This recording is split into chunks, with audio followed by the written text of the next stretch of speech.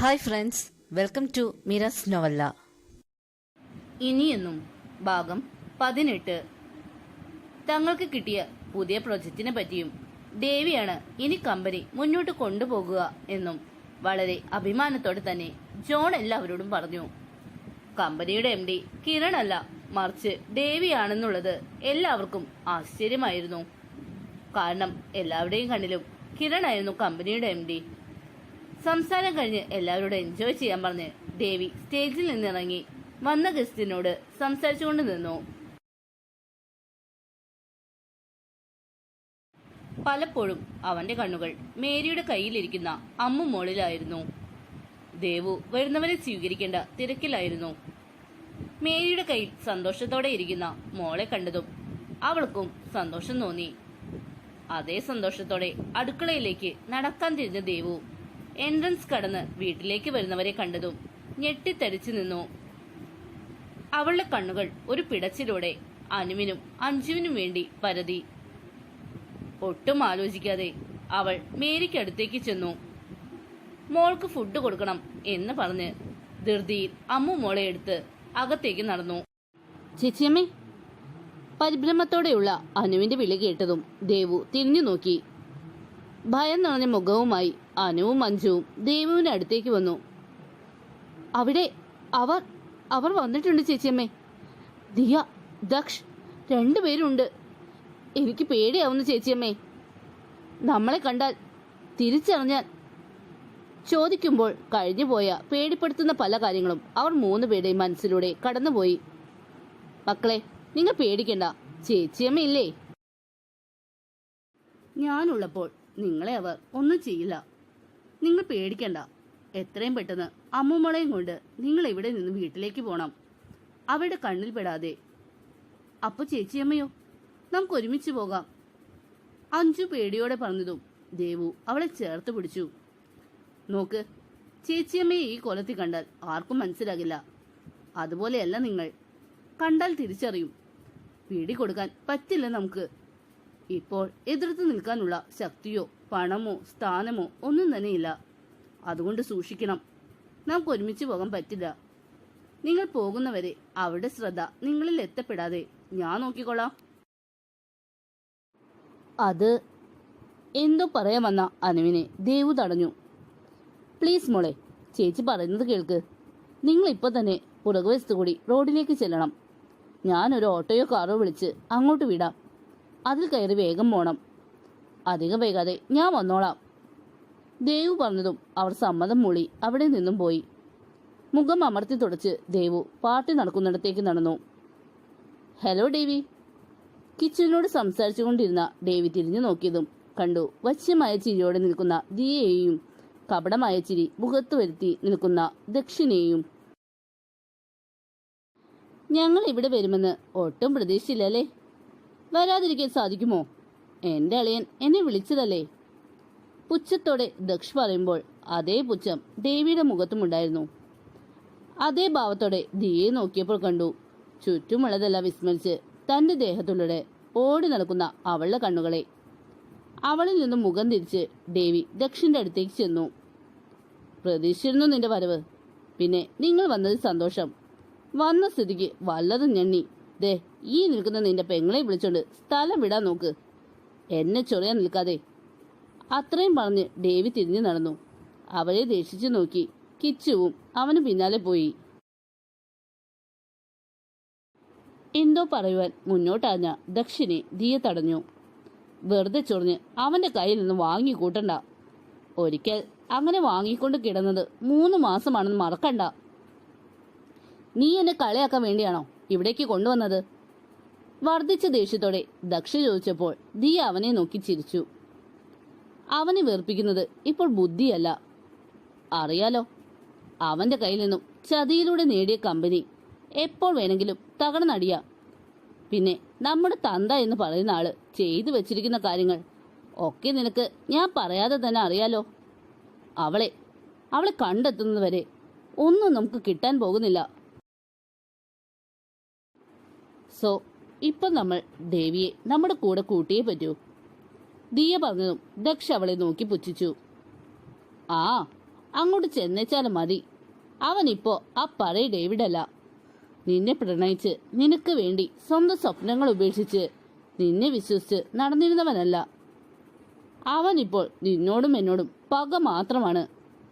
അതുകൊണ്ടല്ലേ അവന്റെ വിയർപ്പിന്റെ ഫലമായ DJ പോലും നശിപ്പിക്കാൻ അവൻ ശ്രമിക്കുന്നത്. അങ്ങനെയുള്ളപ്പോൾ എങ്ങനെ കൂടെ കൂട്ടണമെന്നാ നീ പറയുന്നേ? എനിക്കറിയാം ഏട്ടാ, ബട്ട് ഐ ആം ഷുവർ എന്നെ എത്ര വെറുത്താലും അവൻ്റെ ഉള്ളിൽ ഇപ്പോഴും എന്നോടുള്ള പ്രണയമുണ്ട്. അതുകൊണ്ടാണല്ലോ ഇപ്പോഴും അവൻ സിംഗിളായി നടക്കുന്നത്. പിന്നെ അവനൊരു ഇമോഷണൽ ഫൂളാണ്. അതുകൊണ്ട് പെട്ടെന്ന് വീഴ്ത്താൻ പറ്റും.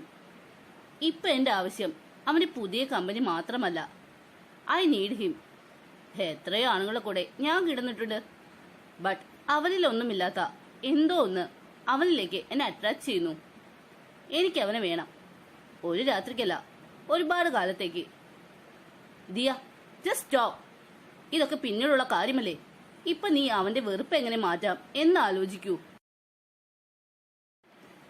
അതിനെന്താ വേണ്ടത് എന്നെനിക്കറിയാം. ഏട്ടൻ നോക്കിക്കോ. അതിന്റെ ഫസ്റ്റ് സ്റ്റെപ്പ് ദാ ഇന്ന് ഈ പാർട്ടിയിൽ തുടങ്ങും. ദിയ, പാർട്ടി ടൈം അല്ലേ, ഒരു ഡാൻസ്. ഞാനും ഡേവിയും ചേർന്ന്. Are you mad?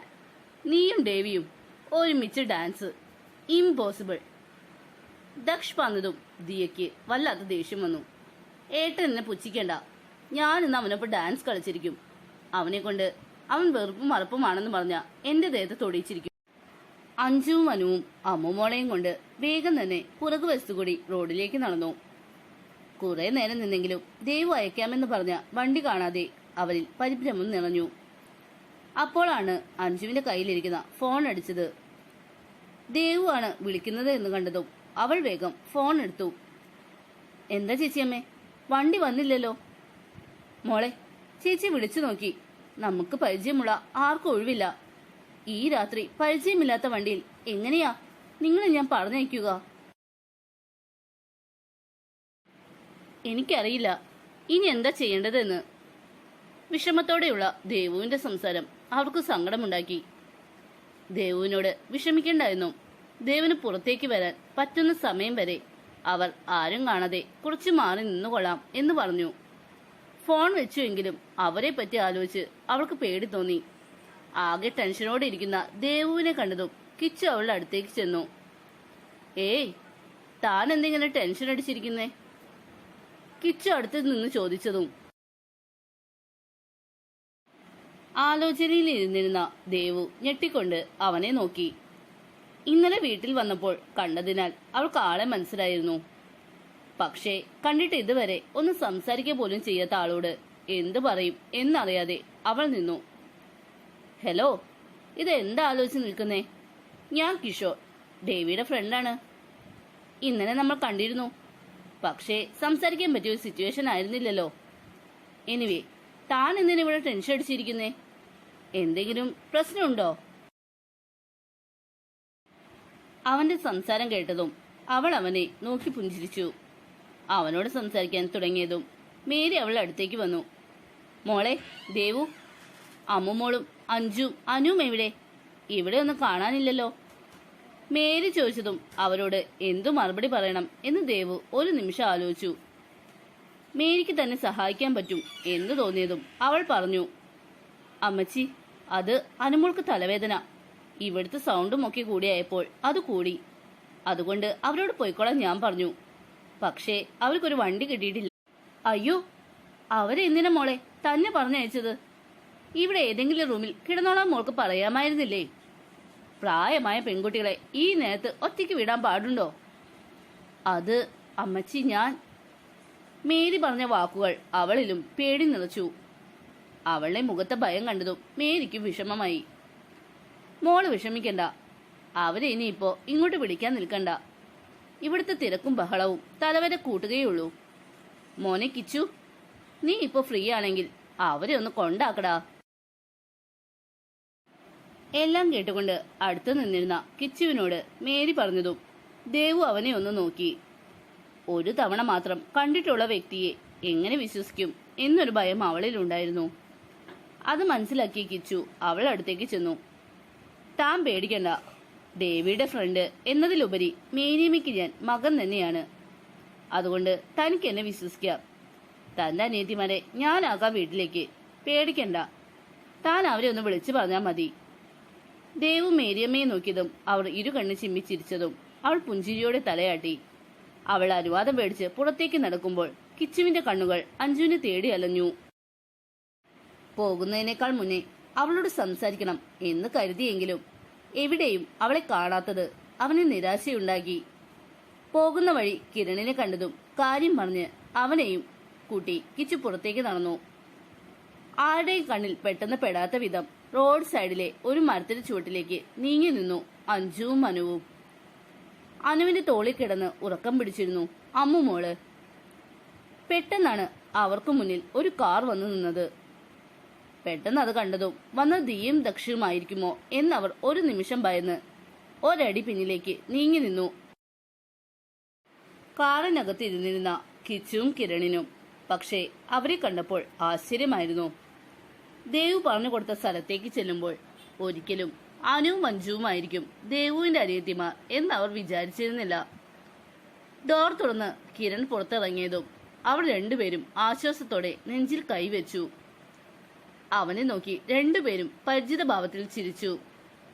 എന്നാൽ അഞ്ജുവിന്റെ മുഖത്തെ ചിരി അവന് പിന്നാലെ ഇറങ്ങിയ കിച്ചുവിനെ കണ്ടതും മാറി അവിടെ ദേഷ്യം നിറഞ്ഞു. അത് കണ്ട കിരൺ അവരോട് സംസാരിച്ചു തുടങ്ങി.